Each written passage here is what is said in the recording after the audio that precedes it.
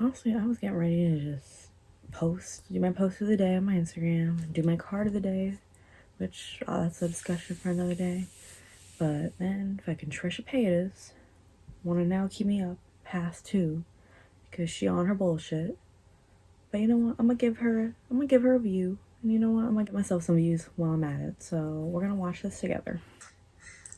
Really trying to stay off social media best I can. I can't tell. I wasn't gonna post because I do feel like I'm in this state of shock and state of panic, state of disbelief, and just really trying to bite my tongue on so many things. I'm sure you are, sweetie. But it's insane the more things. And the thing is, earlier today, I was having a whole conversation with my best friend, Nani. We were actually talking about the video I did before, and we were talking about Trisha's video. And we were just saying, like, I can't, like, I'm already feeling the victim mentality coming through. And I'm trying really hard to be understanding. I'm trying really hard to listen to what she's saying, but I'm already just annoyed. And it's way too late for this shit. Let me give you a little more background on my friendship with Shane Dawson. Like, this is crazy. This is insane. This is insane, and I'll tell. There's just like, how do I count the ways how insane this all is? So, I started this morning with Rylan making his like statement on his podcast, to which he referred to me being like literally bullied. Like, I've never been bullied as an adult like this. Unwarranted, on a trip where I was invited as like a friend, and I was made fun of, told to jump off a ledge. Like, my sobriety was mocked. He like drugs. He told Oscar Wilde that I was on heroin. See, when I hear Oscar Wilde, I just think of the poet. I have no idea who that is. Obviously. Like, it wasn't like petty stuff, is what I'm saying. Like, it's not petty. Like, he threw shit out. I spent thousands of dollars with that. Threw my shit out. Like, told people I was on drugs. Like, said there's a balcony jump when I was like, I'm suicidal. I was like, there's a balcony, just do it. And they knew all this. They knew all this. And so Rylan's straight up just lied. Just so much bullshit on his podcast. What particularly did you lie about? I'll go listen to the podcast maybe later. Only so much fucking so much bullshit on his podcast, calling my this like really traumatizing thing in my life trauma. Says I never talked to them personally about it, which is, I don't even know what that sentence was. Like, what was she trying to say? That they were talking about her being bullied and they minimized it, or they called her being bullied trauma, or they didn't call it bullying? That whole sentence made no sense. Is it just me, or that whole sentence made no sense? Esther was there like right after that all happened, like breaking down crying. They're just liars. They both told me like, oh my god, we're gonna distance ourselves from Jeffrey. And Ryan's like, yeah. I never when really did they Jeffrey. tell you He that? was always closer with Shane. He never really talked to me, and Morgan too. They're so fake. So fake. But to be like, I don't even know why Trisha. I'm not mad at you. Like, you guys are supposed to be like this, supposed my best friend. I guess they're gonna have a reason to be mad now. Never once. Oh, sorry. Like, hindsight, I'm like so stupid. I'm so stupid. When I think about this friendship, I'm so stupid. And I'm the one of his friends that like is so desperate, and I just wanted to like. I'm hoping through her haze of just disorientation, she's gonna eventually get to a point or actually explain some background here. Because right now, she's just saying how Jeffrey, and Rylan and even Morgan all suck. Like, what has pissed you off? Like, girl, like, please start making sense. He would give me the validation in a way a toxic boyfriend would, right? Like, they string you along enough to like keep you happy and be like, hey, yes, I'm your friend, but also destroy you behind your back. And that's what I'm finding out now. Oh my god, this is crazy. Like, I did all my TikToks on Rylan, just like the straight up lies he told. Like, I'm still so shook. I wish I would have kept it on TikTok. I barely go in there. Made me like everything was wrong with me. Never took one out. Like, never once gave me any credit. Like, yeah, Trish did talk to us about this. Like just like it's crazy. He just totally skimmed over Jeffrey. Once again, Jeffrey just coming out of the scotch clean because, you know, everyone's throwing the blame on Jay, and like, yeah, Jay was stupid until it aired out, but who do you think talks like that? Who do you think that's what the Vegas trip thing was all about? Jay just confirmed it. And they knew about it. They knew about it so much. I have so many text messages I could show. Like, Shane and Jeffrey do everything in voice memo. But you can see my side of the text where I'm like breaking down everything that happened, and Jeffrey's like apologizing, and then I'm saying it to Shane, and he's like, oh, she admits he obviously he can't say apologized. sorry. Oh. I'm having some sort of like literally acid reflux or something. I don't know what's happening. Please drink some water or something, sweetie. My sister was there. Like it's just like it's really really. But then you start thinking like, oh my god, I was like I was just so desperate. Never once did they like. I think about like my tours and stuff. They never. I had a tour. I had a show in Anaheim, my first show, well before Shane like hit with the series, the docu-series. Which one? Gigi came. Like all my YouTube friends came. Oh, Gigi. I had one in LA like a year and a half ago, and he couldn't even come to that. And that was the same month that his conspiracy pack came up, where he put a shadow named after me in it. Exactly. Me and Nani were freaking talking about that. She was saying, like, if Jeffrey and Shane really hated her, thought all this shit about her, you really think they would have put a fucking eyeshadow named after her? Like, what? Like, I'm sorry, if I fucking hated somebody or I thought they were this or that, I wouldn't give them credit or you know, a spotlight and name something after them. Like, make it make sense. Honor, like now I'm thinking like, yeah, he didn't even come to my show. Anyways, just shitty friends. And over the years, he's always like fed me stuff, right? Like he's always fed me things, like stuff that I wouldn't know or care about, but gets me like riled up. Like for instance, stuff he said about Garrett and Drew and like Andrew. Like I don't know any of them, but guess what? Like as soon as they became a group, remember when they were all a group? I was tossed to the side when like Garrett, Rylan, Morgan, Drew, and him were like, and Andrew were all making like you know haunted videos. I was tossed to the side, like whatever. Yeah, I'm only around when like Shane falls. And like he's always feeding me stuff because he knows I have a lot of mouth and he knows I get riled up. And sometimes he'll even say like, "Oh, I shouldn't say this. I don't want to like trigger you," or like I don't know. Like I remember during my David stuff, he would like feed me stuff about David, from like podcast clips of him being like a sociopath, and like I never used this stuff because I didn't really know where he was going, but it was just like trying to feed more into it, and I was just like, which is like, why would you try and feed someone who already has issues like controlling myself, like anger issues? Maybe there's some information. I'm like all over the place. There's so much. Wow,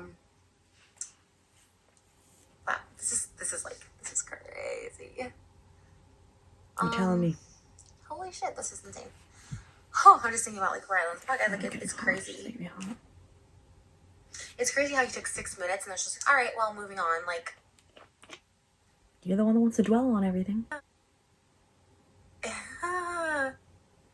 He's like, oh, well, like, not knowing there was an issue. So many people are like, oh, well, you know, my issue, and I told Shane when he did contact me on Saturday, he only contacted me after I started mentioning him and Rylan on TikTok. He did not call me after my initial J video that I was, like, upset and distraught about. He didn't care, but he didn't give a fuck about just checking on me then. He cared after I started mentioning Shane and Rylan on the TikToks. And then the next day, he's like, I can't sleep. Like, my anxiety, like, just started really, like, manipulating me again and be like, I love you, I'm going through therapy. And when I told him my issues, which was, like, them, like, praising Jeffrey, him lying about his friendship with Jeffrey last year, and all of a sudden now he's like, he's the only one that was there for me. Of course he was the only one that was there for you. You both did really messed up shit. Honestly, really messed up shit. Like, cancel me for thinking I'm a different gender or whatever, but they did some nasty ass shit, okay? Half the stuff I didn't even know about. Oh, now you're changing your tune, sweetheart. Oh, miss, I love Shane. I know he's done fucked up shit. I don't condone it, but I still love him because that's my brother. But now, because all this shit, because you know, your victim mentality isn't going the way you want, and because of all this other drama, and because you need views, you know, you need drama-geddon.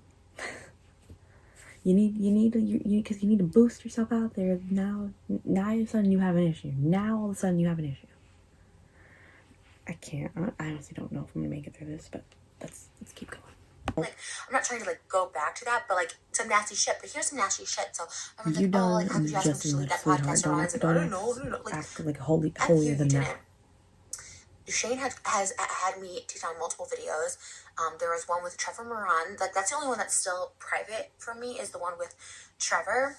And he's like, I'm sorry, Chevy is her name. So sorry, I'm so sorry. Like I honestly, sorry, I'm trying not to. Oh yeah, I forgot about that but at the time, well, I was when she was underage, and it was like, and I just blindly deleted it, and I'm so stupid. Like I didn't think anything of it because I was like, oh, there's like nothing bad in it or whatever like that, and it's like, I'm so freaking stupid. But yeah, you're getting canceled for kissing minors and making those jokes. Like that's okay. That's like a different level.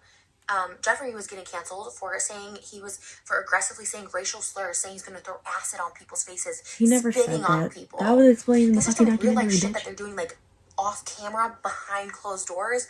Okay, cancel me because I'm a troll or whatever. I don't like. Okay, fine. Like I just, and you know what? I own up to it. That's what's so freaking crazy is Ryland just putting all the blame on me. Well, I don't think she could express herself right when she's talking about Jeff.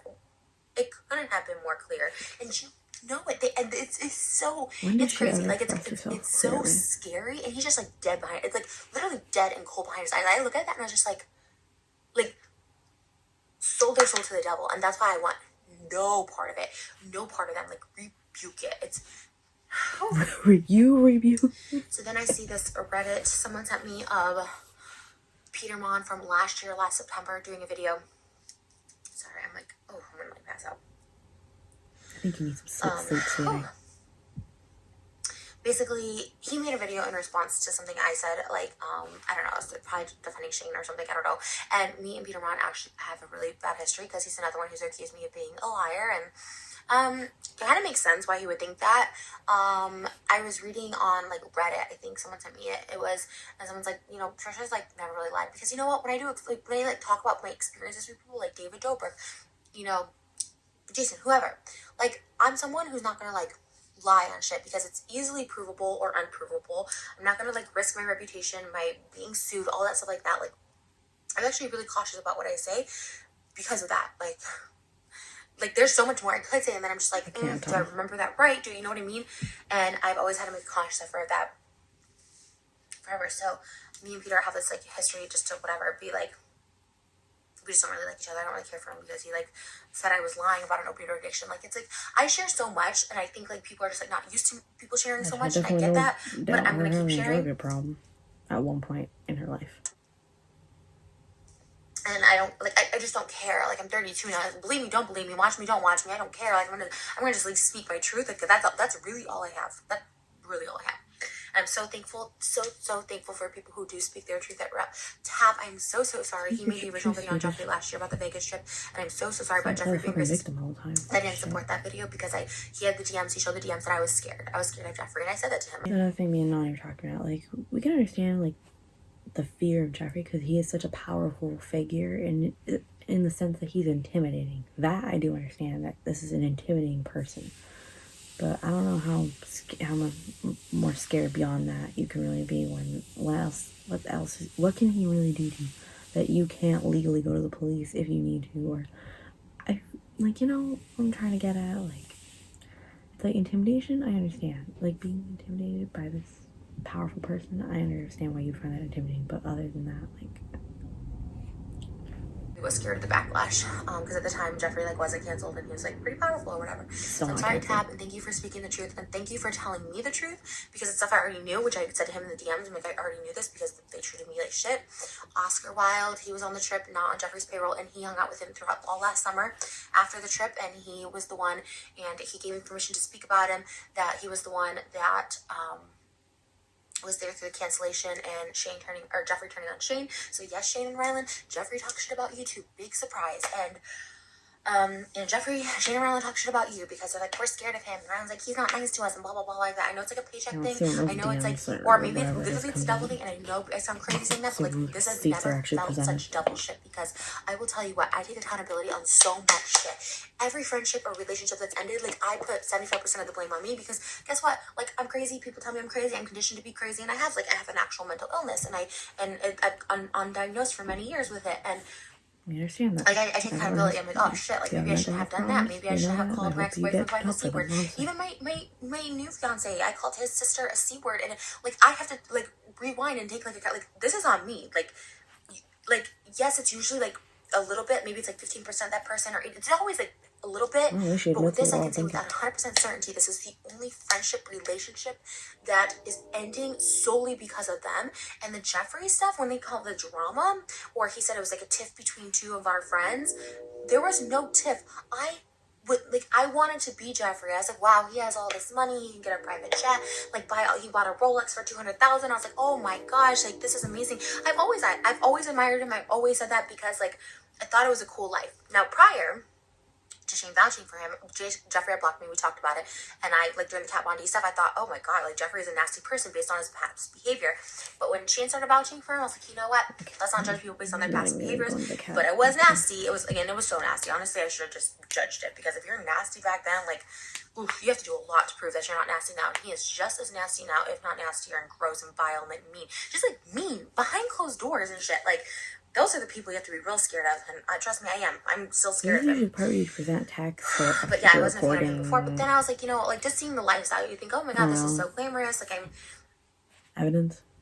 Like Jeffree's very like, oh, like get you like merch deals, like very just that person that like wants to, that's gonna be like, I'm gonna help you and do this and like whatever. I never worked with Jeffree. Never wanted to. Never worked with Shane, never took $1 from either of them. They needed each other. Jeffree's reputation was in the shitter, and Shane's docu-series was like making everyone look great. Tana, Jake, everybody. And Shane saw